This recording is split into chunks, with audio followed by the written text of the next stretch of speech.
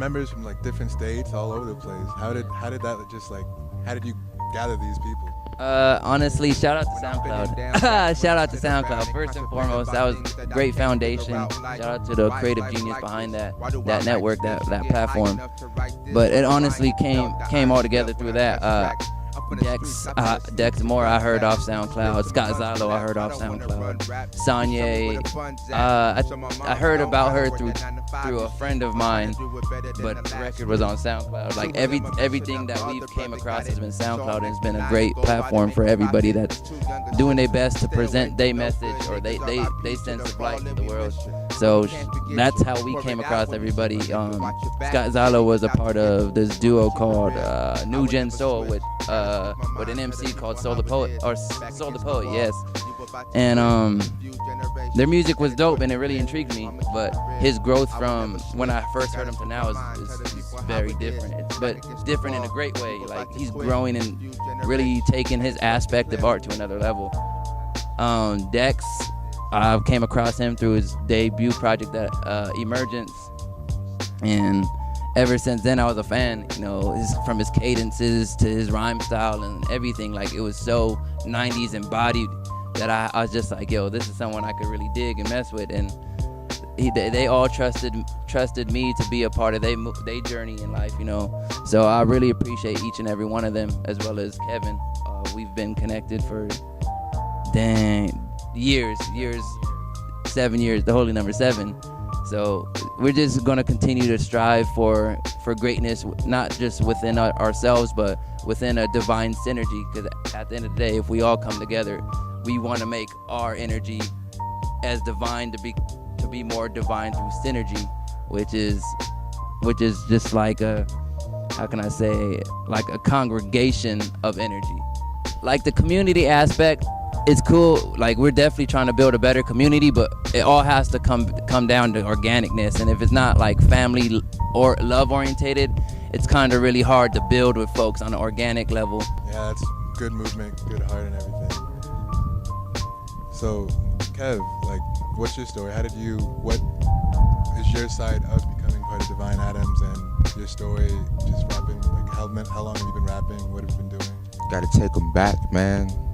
I started rapping back when I was like, I would probably say 9. My brothers from down south, they came out to Los Angeles to live with us.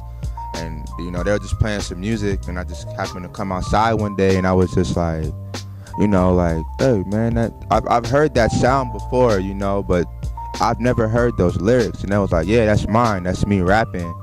And I was just like, oh, that's pretty cool. And they were like, oh, would you give it a try? Like, would you saying just something that you could see yourself doing? And I'm like, at the time, I'm 9 years old. I'm just like, yeah, you know, I'll try it. You know, nursery rhymes, just, you know, hat, cat, rhyme, you know, rhyming stuff like that and whatnot. But I think when I started taking like my craft more serious is when I turned 13.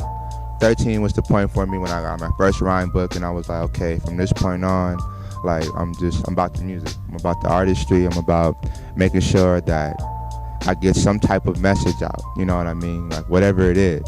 And I was right around the time where I just had this complete like paradigm shift in a sense. You know, my brothers were like, you know, switch your style up when you rap. Don't talk so much about the streets, but you know, just find you, basically. Like those were their words to me, like find yourself in the music. And you know, right when they said that, back when Rap City was on, shout out to Rap City. Back when Rap City was on, they had a new cut they played by Lupe Fiasco. I believe, it was called Kick Push, and I was like, that's the one. When I heard that beat and that jazzy feeling, I was like, I have to go back.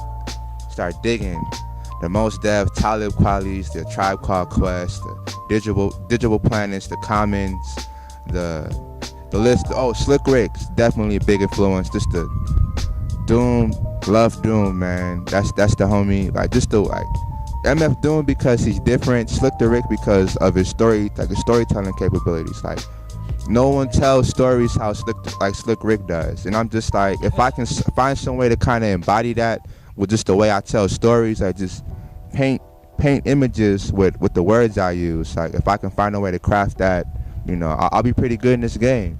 And, you know, moved out here, met this guy and our friend Raymond. Shout out to Ray Clev. Met him, and you know, they made me really want to go hard with the music. I was like, okay, I thought I was the hardest rapper alive. Met my friend Ray, and he was just as dope, and he's from Watts too. So I'm like, okay, we're kind of like family already, cause you know you from Watts, I'm from LA, you know what I mean. So we can really definitely make this happen. And then just from there, since 2008 to here we are now, you know, we've all just been chasing that dream of ours, you know, to just get the message out. That's what it's all about. Just the message of positivity, like, you know, you are somebody in life. You know, yes, I am going to point out, you know, the ills of life, but at the same time, I'm going to let you know that, you know, have faith. But that's how I got started with the whole rap thing and the Divine Adams movement. He came up with the name. I was like, I love it. It's dope. You know, I'm all about divinity. So, heck yeah, man, let's collab. Let's make this happen. Let's keep pursuing this dream of ours. You know what I mean? Why stop? Let's just keep it going, you know, and let's bring people. You know, that's why I believe in energy, you know, like the law of attraction. If you give off like positive vibes, you're going to attract positive vibes. Exactly. So that's why you know, when we do it through music, with music being so universal, you can reach out to people overseas. They'll hear your message and be like, I love it. I love what you guys are doing. Like, how can I be a part of it? You know what I mean? It's people understanding that in order to get through life, you have to have some type of interdependence. Like, you know, you have to understand that, you know, I can't do this alone. Like, you know, like I need you guys. You know what I mean? Like, we need each other. Like, we can't really succeed in life without having a good team behind you. Going back to what he said, teamwork definitely makes the dream work. So, Kev, you talked about some of the influences you had and a little bit of the old school game, old school hip hop and how it was. What do you guys think about new school hip hop? I'm gonna tackle this first because you know I'm not gonna take too much time up on this, because when I look at it overall, I think I love where the culture is at, just because, you know, you have to understand, like, there is some BS music being put out, but at the same time you got people who are doing positive music, and just where the culture is shifting. Like, Kendrick just dropped an amazing album, To Pimp a Butterfly. Ridiculous. I've heard it. I'm not gonna, you know, talk too much about it, but it's a great album. It was definitely needed. You know, just like there's the pioneers are here, you know what I mean? Like with your Kendrick Lamar, your Ab-Soul's, you feel me? Like your Joey Badass in the pro era, the whole movement of that, you know, rest in peace Steezy. Like, you know, these like the time is here, you know. I'm not gonna say it's the golden era of hip hop, like, but it's definitely like like the way the culture, hip hop culture is shifting. It's like people are kind of, you know, they're keeping their ears open for actual lyrics now. They want to hear music with substance. That's my take on it.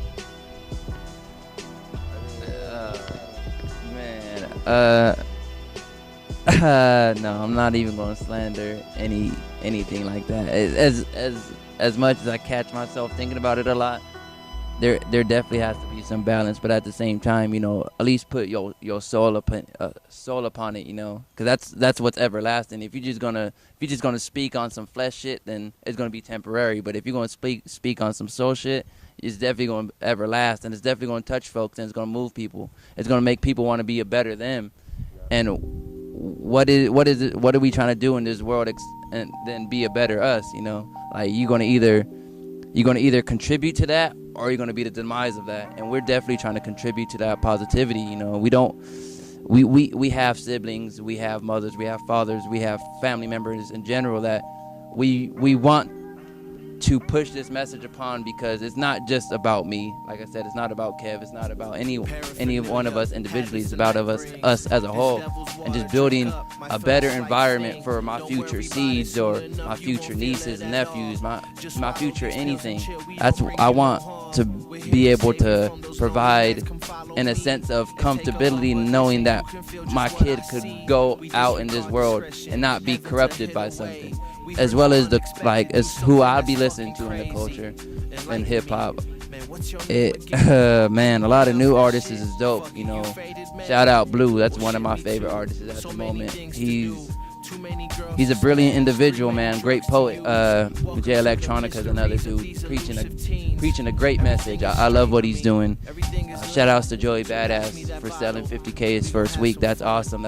I feel like that's allowing us to flourish and bringing that renaissance back, as I was speaking about. Kendrick Lamar as well. I haven't heard it, but I will go check it out because I've heard nothing but great things about it, and he's a great artist. And for him to understand that this vessel is not our vessel, but God's vessel, I really appreciate that message. It's deep, and I just feel that we could all come together and create something more beautiful than we could ever conceive, and that's what it's truly about.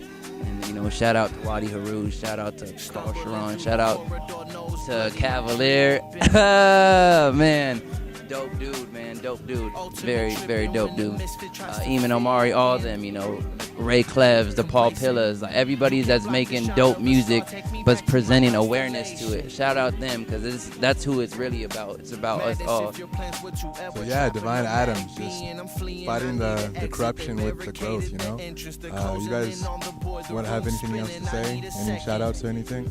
Shout out to the teams, Divine Adams, Aim High, Winner's Circle, Good Vibe Tribe, you know what it is, GOVT. Shout out to God, of course, for making all this possible. Shout out to you guys for actually coming out here, Shout out to the violinists in the back. You guys can't even see them. Shout out to the scenery. And I'm out. If I forgot anybody, I'm so sorry. I'm sorry. Shout out to everybody. Regardless if you make music with us or not, as long as you're supporting and showing love to the culture, you are as much a part of this as we are. Shout out Organic Reach as well. We definitely growing daily, as well as expect a clothing line coming from us soon upon that Organic Reach / Divine Adams. So expect that coming soon.